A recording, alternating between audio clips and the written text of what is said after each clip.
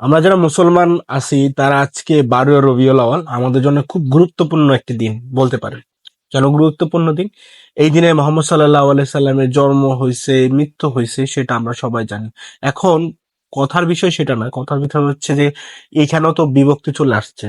বিভক্তিটা কিরকম আপনি যদি চিন্তা করেন, কেউ হয়তো বলতে চাচ্ছে যে রাসূল সাল্লাল্লাহু আলাইহি সাল্লাম এই দিনে জন্মগ্রহণ করছে, আবার এই দুনিয়া থেকে চলে গেছেন এই দিনে।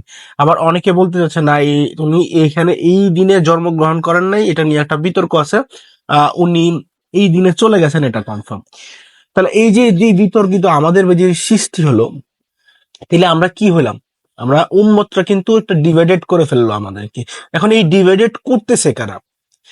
আপনার আমার মতন মানুষের ভিতরে করতেছে।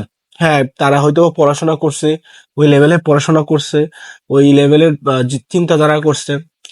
আহ এই যে ডিভাইডেডটা হবে, সেটা তো রসুল সাল্লাল্লাহু আলাইহি ওয়াসাল্লাম নিজেও বলে গেছেন যে ডিভাইডেড কোর্স করবে। তারা আমার হাদিস পড়বে, আমার কোরআনকে নিয়ে রিসার্চ করবে, আমার হাদিসকে নিয়ে রিসার্চ করবে, এবং এমন সব বিষয় নিয়ে রিসার্চ করবে। তারাই কিন্তু আমাদেরকে এই যে ডিভাইডেড করবে।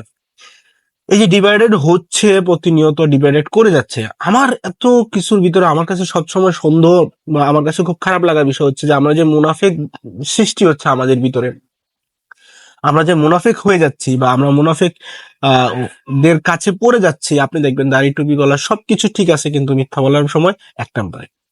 এই যে মুনাফিক গুলা আসলে আমাদেরকে, ইসলামকে বিপদে ফেলে দিচ্ছে। আমরা আসলে বিপদে পড়ে যাচ্ছি। কারা যে সত্যবাদী, কারা যে মিথ্যা কথা বলতেছে না, এটাই আমরা এখনো বেজে মানে খুঁজে পাচ্ছি না। এটা হলো আমার প্রশ্ন। এই প্রশ্ন সারা উম্মতের প্রশ্ন। এই যে ডিভাইডেড করতেছে, সবাই সবাই সবাই ডিভাইডেড করতেছে, এটা উম্মতকে ক্ষতি করছে আর মুনাফিক সৃষ্টি করছে।